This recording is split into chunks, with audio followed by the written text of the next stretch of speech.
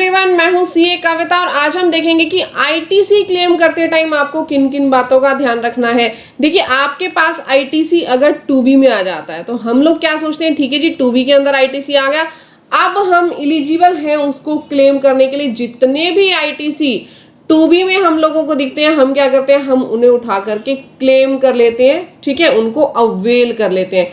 अब ऐसा नहीं है, ध्यान रखिएगा, हर एक आईटीसी जो 2B में आ गया आप उसको क्लेम कर सकते हो, ऐसा बिल्कुल भी नहीं है। आप हर 2B का आईटीसी क्लेम नहीं कर सकते हो।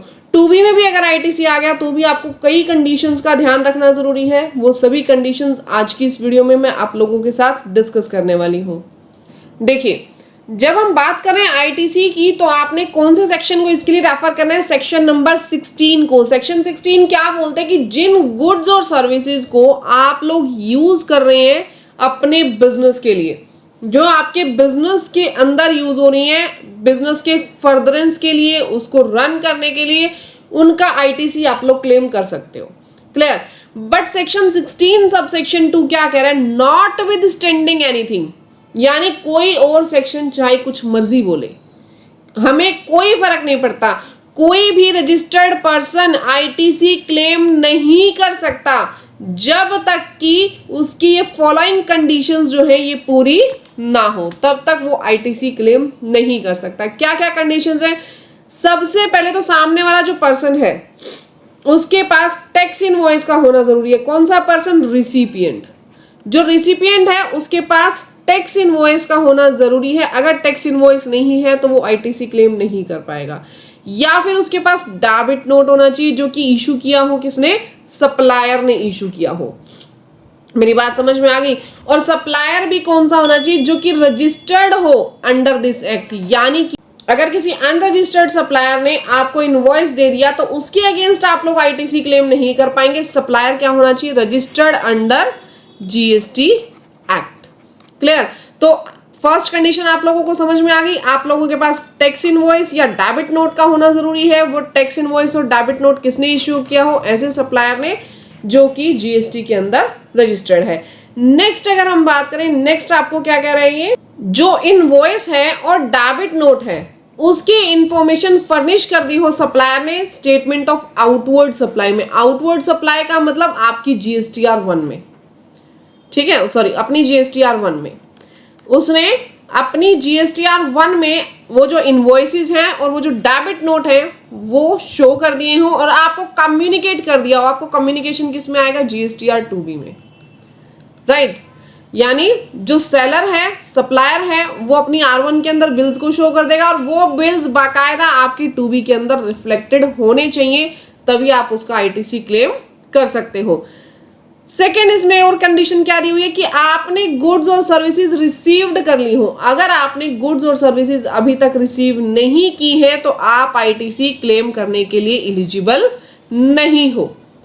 अगर आपको गुड्स रिसीव नहीं हुई तो फिलहाल के लिए आपको आईटीसी क्लेम नहीं करना, चाहे आपकी 2B में भी रिफ्लेक्ट कर जाए। अब ऐसा होता है ना कि 31 को लास्ट डेट है, आपने गुड्स वहां से सेलर ने गुड्स भेज दिया आपको, लेकिन आपको रिसीव हुई कब?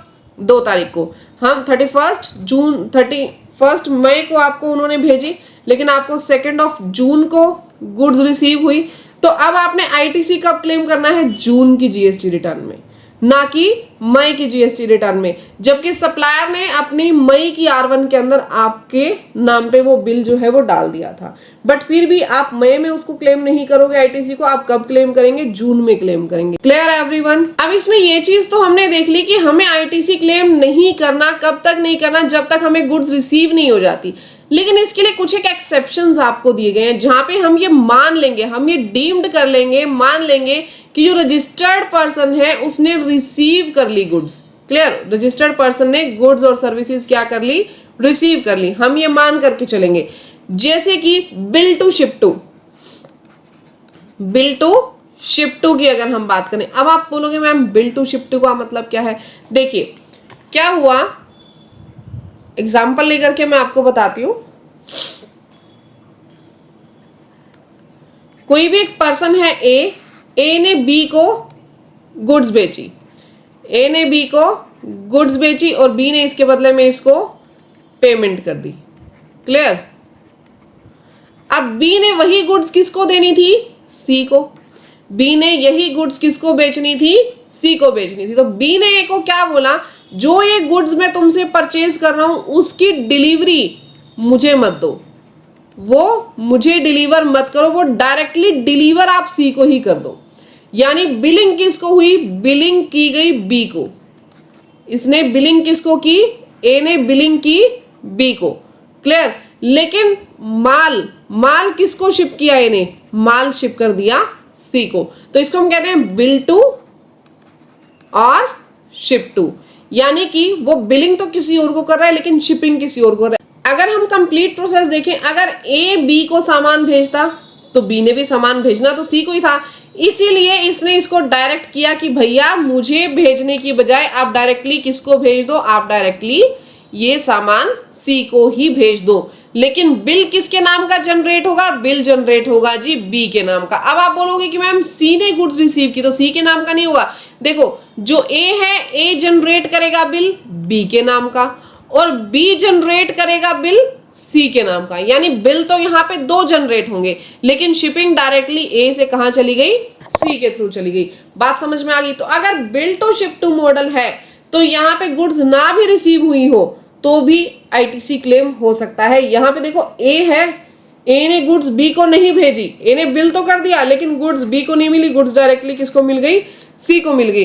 तो यहाँ पे बी ऑटोमेटिकली एलिजिबल हो जाएगा किस चीज के लिए, आईटीसी क्लेम करने के लिए, क्योंकि उसने शिपिंग डायरेक्टली किसको करवा दी, सी को करवा दी। क्लियर हो गया यहाँ तक आप लोगों को।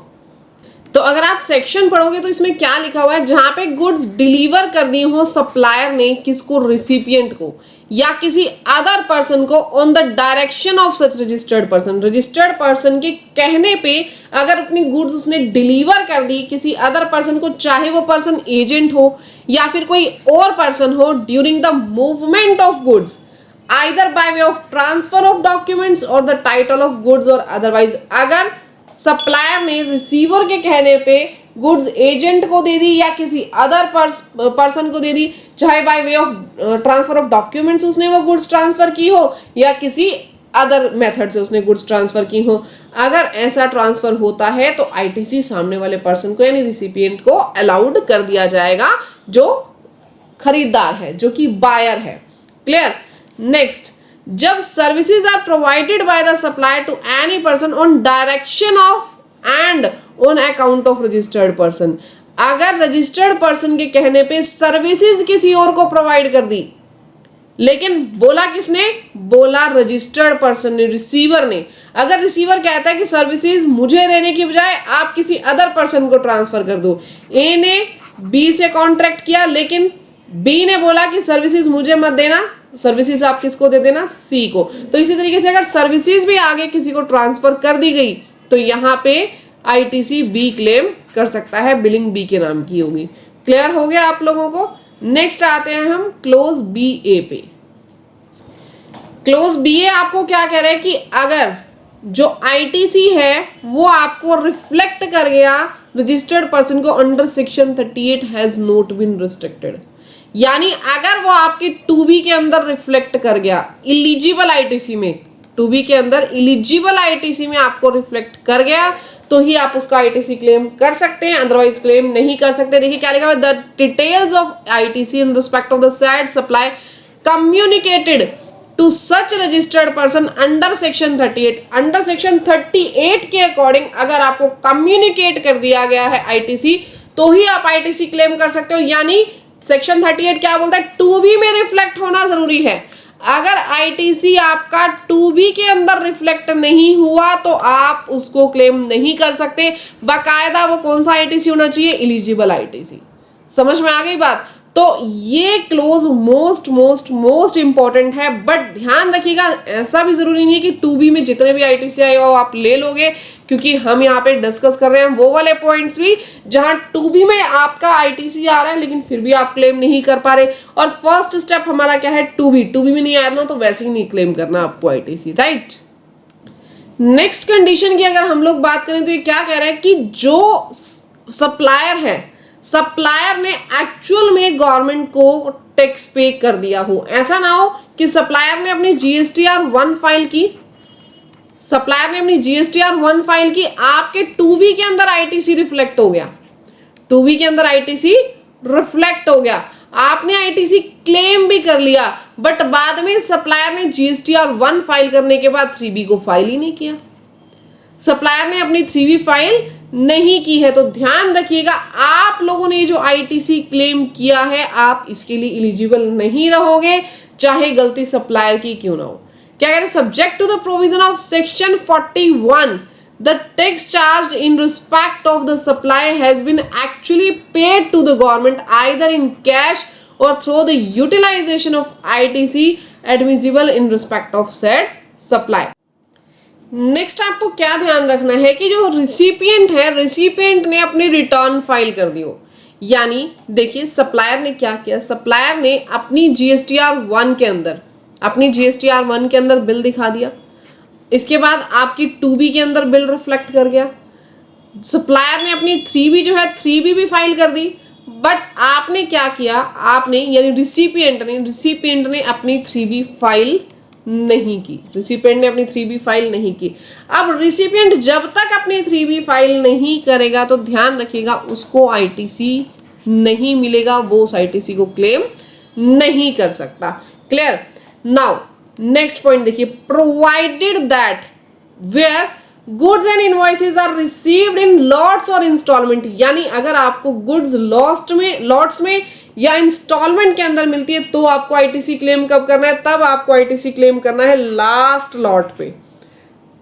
जैसे आपको लॉट्स के अंदर गुड्स मिल रही है, 5 लॉट में आपको गुड्स मिलनी थी, 1 2 3 4 5, तो आपको आईटीसी कब क्लेम करना है, जब ये last lot, last installment of goods आपको रिसीव हो गई, तभी आप आईटीसी क्लेम कर सकते हो, अदरवाइज आप आईटीसी क्लेम नहीं करोगे। ठीक है।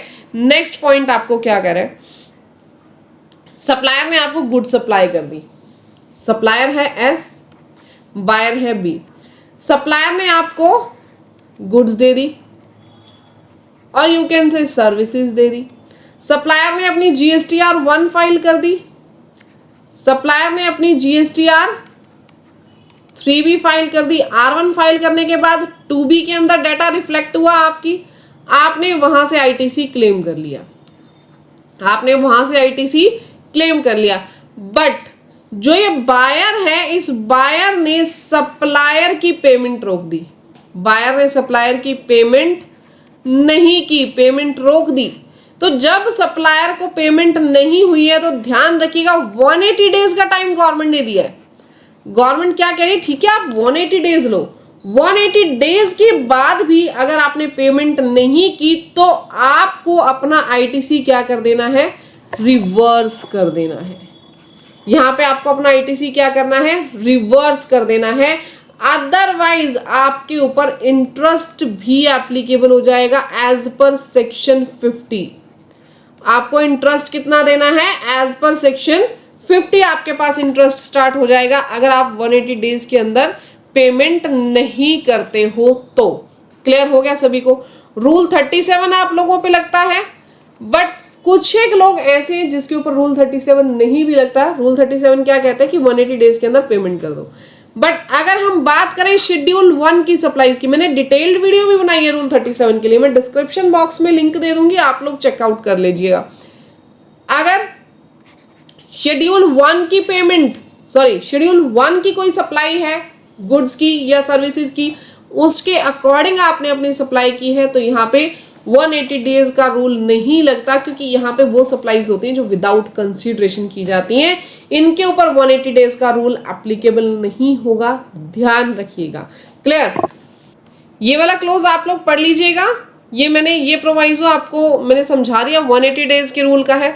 उसके बाद ये क्या कह रहा है, अगर बाद में रिसिपिएंट ने पेमेंट कर दी, बाद में रिसिपिएंट ने पेमेंट कर दी, तो जब भी वो रिसिपिएंट पेमेंट करेगा वो उस आईटीसी को क्लेम कर लेगा, वो आईटीसी क्लेम करने के लिए क्या हो जाएगा, एलिजिबल हो जाएगा।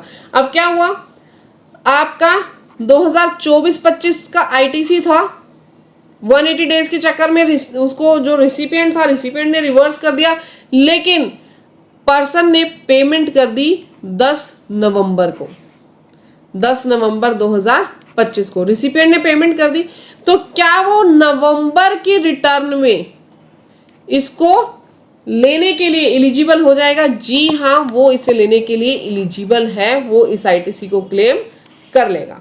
क्लियर है एवरीवन? यहां तक समझ में आ गया? ठीक है।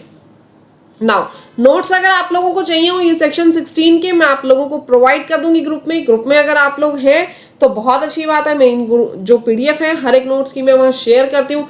अगर आप लोगों ने अभी तक मेरा व्हाट्सएप ग्रुप ज्वाइन नहीं किया तो मैंने डिस्क्रिप्शन बॉक्स में लिंक दिया, आप लोग ज्वाइन कर लीजिएगा।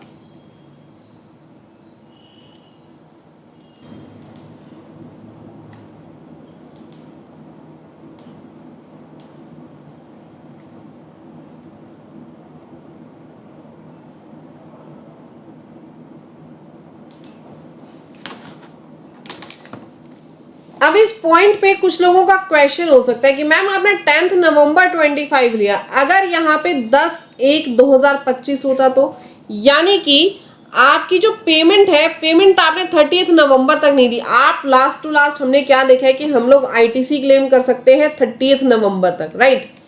हम लोग आईटीसी क्लेम कर सकते हैं कब तक? 30 नवंबर तक। बट क्या हुआ, 24-25 का आईटीसी था, 180 डेज में हमने पेमेंट नहीं की। बहुत इंपॉर्टेंट प्रोवाइजो आप लोगों को बता रही हूं मैं। 180 डेज के अंदर पेमेंट नहीं की, इसलिए हमने उस आईटीसी को रिवर्स कर दिया। बट बाद में हमने पेमेंट कर दी 1 जनवरी 2026 को। 30 नवंबर 2025 के बाद की पेमेंट है। 24-25 का हमने कब तक सारा कर देते हैं, एनुअल रिटर्न भी फाइल कर देते हैं, सब कुछ कब कर देते हैं? 30 नवंबर 2025 को। लेकिन हमने पेमेंट कब की? 1 जनवरी 2026 को। क्या मैं वो आईटीसी क्लेम कर सकती हूँ? कमेंट सेक्शन में बताइए। 180 डेज के अंदर मैंने पेमेंट नहीं की थी, इस वजह से आईटीसी रिवर्स किया। अब पेमेंट कर दी मैंने 1 जनवरी 2026 में, क्या मैं उस आईटीसी को क्लेम कर पाऊंगी? यस और नो? प्लीज कमेंट सेक्शन में जरूर बताइए। देखिए, हम इस आईटीसी को क्लेम कर सकते हैं, हम एलिजिबल हैं इस आईटीसी को क्लेम करने के लिए इवन ऑन 1 जनवरी 2026। अब आप बोलोगे मैम कैसे एलिजिबल है? देखो मैं सेक्शन आप लोगों को पढ़ाती हूँ। देखिए मैं आपको ले आई हूँ रूल 37 पे। रूल 37 किसके लिए बात करता है कि अगर आपने नॉन पेमेंट कर दी कंसीडरेशन की तो आपको आईटीसी रिवर्स कर देना है। बट यहाँ पे देखो क्या लिखा है, the time limit specified for subsection 4 of section 16, यानी जो आईटीसी क्लेम करने की टाइम लिमिट है वो अप्लाई नहीं होती, शेल नॉट अप्लाई। क्या लिखा हुआ है? Shall not apply to reavailing any tax credit in accordance with the provision of the act or provision of this chapter that had been reversed earlier। यानी जो 180 डेज के चक्कर में हमने आईटीसी रिवर्स कर दिया था उसके ऊपर सेक्शन 16 सबसेक्शन 4 की लिमिट अप्लाई नहीं होती है। कौन बोलता है? रूल 37 बोलता है। ध्यान रखिए अगर 180 डेज में पेमेंट नहीं की है तो भी आप आईटीसी क्लेम करने के लिए एलिजिबल हैं। क्लियर? बस आपको देखना क्या है कि आप वो पेमेंट अगर कर रहे हैं तभी आपको आईटीसी क्लेम करना है, अदरवाइज आईटीसी रिक्लेम नहीं करना। नेक्स्ट मैं सेक्शन 16 सबसेक्शन 4 में भी आप लोगों को दिखाऊंगी। देखिए पहले मैं आपको सेक्शन 16 सबसेक्शन 4 दिखा दूं। यहाँ पे क्या कह रहा है? अ रजिस्टर्ड पर्सन, सबसेक्शन 3 में बाद में बताऊंगी, पहले आप 4 पढ़ लो ताकि इंटरलिंक आप लोगों का बन जाए। A registered person shall not be entitled to take ITC। Registered person ITC नहीं ले सकता किसी भी इनवॉइस का, किसी भी डेबिट नोट का, for the supply of goods और सर्विसेज और both after 30th day of November of following the end of financial year to which such invoice or debit note pertains or furnished for the relevant annual return whichever is earlier। मेरी बात समझ में आई? 30th नवंबर के बाद आप कोई भी ITC claim नहीं कर सकते, चाहे कोई इनवॉइस हो चाहे कोई डेबिट नोट हो। क्लियर? यहां पे टाइम लिमिट दे दिया आप लोगों को, कौन सी? 30th नवंबर की। बट रूल 37 सब रूल 4 क्या कह रहा था? रूल 37 सब रूल 4 साफ तौर पे कह रहा था कि ये जो लिमिट है ये लिमिट अप्लाई नहीं होगी। किसके ऊपर अप्लाई नहीं होगी? अगर 180 डेज वाली पेमेंट है तो। इस केस में यहाँ पे साफ साफ लिखा है सेक्शन 16 सबसेक्शन 4 की टाइम लिमिट अप्लाई नहीं होती 180 डेज के चक्कर में जो आपने आईटीसी रिवर्स किया था उसके ऊपर। तो क्लियर हो गई आपको, ये चीज ध्यान रखनी है अगर आप कोई भी इससे रिलेटेड अपना आईटीसी रिवर्सल कर रहे हो तो, राइट। नेक्स्ट पॉइंट पे आ जाएंगे, सेक्शन 16 सबसेक्शन 3। सबसेक्शन 3 क्या कह रहा है, whether registered person has claimed depreciation on the tax component of the cost of capital goods and plant and machinery under the provisions of the Income Tax Act, the ITC on the said tax component shall not be allowed। ये क्या कह रहा है कि आपने कोई भी capital assets purchase की, ठीक है, आपने कोई भी कैपिटल एसेट परचेज की, उस कैपिटल एसेट के ऊपर आईटीसी आपका मिलेगा। आपने 1 लाख की कोई भी कैपिटल एसेट परचेज की, 18,000 जीएसटी है, 1,18,000 की आपको ये कैपिटल एसेट पड़ गई विद जीएसटी।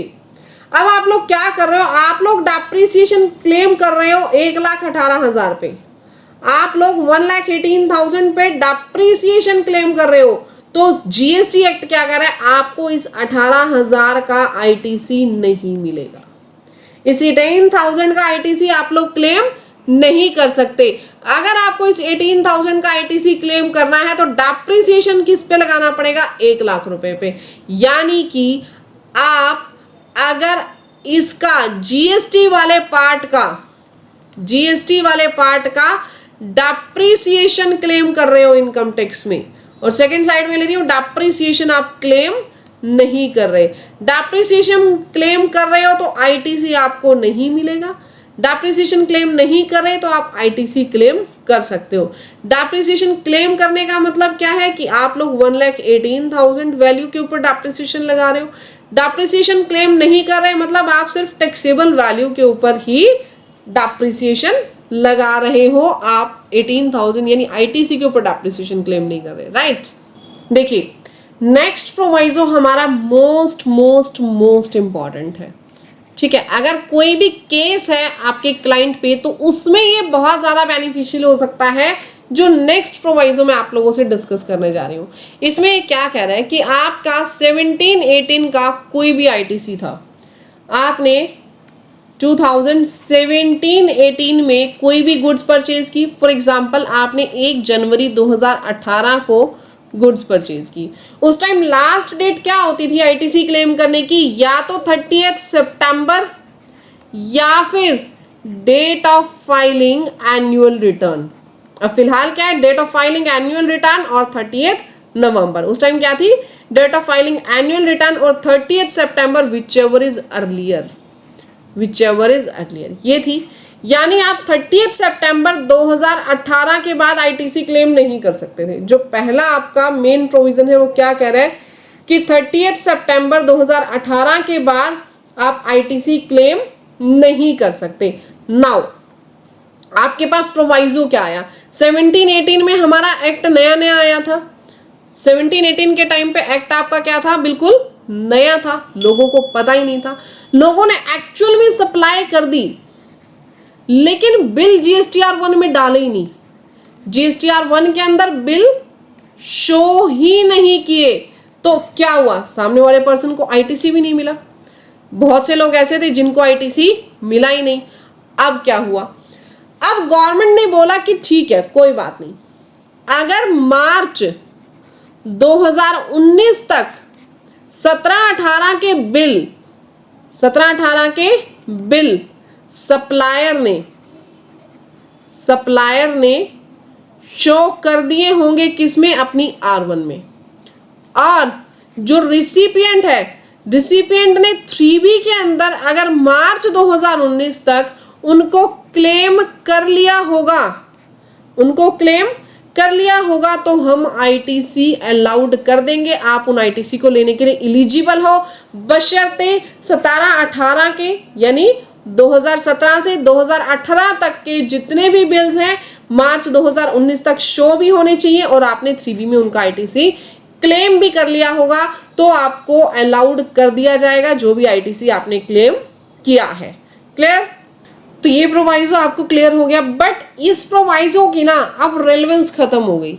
अब आप पूछोगे मैम रेलेवेंस क्यों खत्म हो गई? क्योंकि इसके बाद एक बहुत बढ़िया और नया प्रोवाइजो या मतलब नया सबसेक्शन ही लेकर के आ गई गवर्नमेंट। नया सबसेक्शन क्या आया कि आपका आईटीसी किसी भी ईयर से रिलेटेड हो, चाहे वो फाइनेंशियल ईयर 17-18 से रिलेटेड हो, 18-19 से रिलेटेड हो, या फिर 19-20 या 20-21 से रिलेटेड हो, हमें फर्क नहीं पड़ता। रजिस्टर्ड पर्सन जो है वो आईटीसी क्लेम कर सकता है। Registered person shall be entitled to take ITC in any return. देखो क्या कह रहा है, किसी भी रिटर्न में, किसी भी मंथ के रिटर्न में लिया हो, हमें फर्क नहीं पड़ता। In any return under section 39 which is filled up to the 30th day of November 2021। यानी कि अगर आपका आईटीसी 17-18 का था, 18-19 का था, 19-20 का था, 20-21 का था, किसी भी ईयर का था, अगर आपने वो आईटीसी नवंबर 21 तक ले लिया होगा तो बहुत अच्छी बात है, हम उन सब के आईटीसी आप लोगों को अलाउड कर देंगे। ये कह रहा है सेक्शन 16 सबसेक्शन 5। तो यानी कि अब वो 30, देखो अब यहाँ पे मार्च 2019 वाला तो जो क्राइटेरिया था वो खत्म ही हो गया। अब तो ये कह रहे हैं जी नवंबर 2021 तक ले लो। अगर 30 नवंबर 2021 तक आपने क्लेम कर लिया तो आईटीसी आपका हो जाएगा, चाहे किसी भी रिटर्न में आपने क्लेम कर रखा हो। क्लियर? तो बहुत बड़ा फायदा यहाँ से गवर्नमेंट ने सभी टैक्स पेयर्स को दिया है। ध्यान से इस प्रोविजन को, ध्यान से इस सबसेक्शन को आप लोग देख लीजिएगा। नेक्स्ट मेन इंपॉर्टेंट सबसेक्शन जो आप लोगों को दिया हुआ है कि आपके पास अगर कोई भी जीएसटी सप्लायर है जिसका जीएसटी रजिस्ट्रेशन कैंसिल कर दिया गया। देखिए आपका सप्लायर था एस ने आपको बिल दिया फॉर एग्जांपल 26 दिसंबर 2024 का, ठीक है, आपने उससे गुड्स रिसीव की, गुड्स आपके पास आ गई और 26 दिसंबर 2024 का बिल था। अब क्या हुआ, 30 दिसंबर 2024 को जो जीएसटी ऑफिसर था उसने इसका जीएसटी रजिस्ट्रेशन क्या कर दिया, कैंसिल कर दिया। उसने इसका जीएसटी रजिस्ट्रेशन कैंसिल कर दिया। बाद में जो रेवोकेशन हुआ कैंसिलेशन का, अब इसने स्टेप उठाए, गांव ऑफिसर से जाके मिला, उसको बोला मेरा काम जेन्युइन है या जो भी रीजंस होंगे उसने फैक्ट्स दिए, तो बाद में उसका रेवोकेशन हो गया कैंसिलेशन का, यानी उसका फिर से उसको रजिस्ट्रेशन अपना वापस मिल गया। बट मिला कब, उसको मिला 30 जनवरी 2025 को, 26 को, 30 जनवरी 2026 को उसका जीएसटी रजिस्ट्रेशन फिर से स्टार्ट हो गया। अब करना क्या है, अब देखिए 2000 यहाँ पे 24 में उसका जीएसटी रजिस्ट्रेशन कैंसिल हो गया था।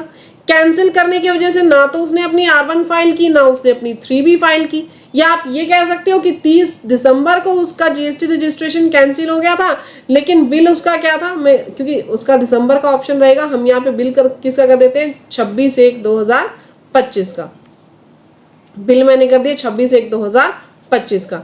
अब यहाँ पे ये कौन से ईयर का बिल है, 24-25 का बिल है।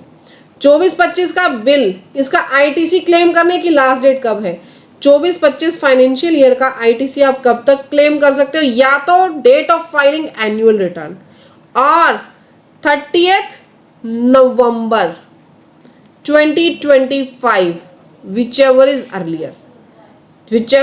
earlier, बट लास्ट डेट आपकी क्या होगी इसके अंदर, 30 नवंबर ही रहेगी।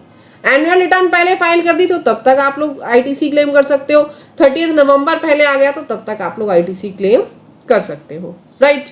बट यहाँ पे क्या हुआ, यहाँ पे तो इसका जीएसटी रजिस्ट्रेशन ही 30/1/2026 को जाकर के रेवोक हुआ है।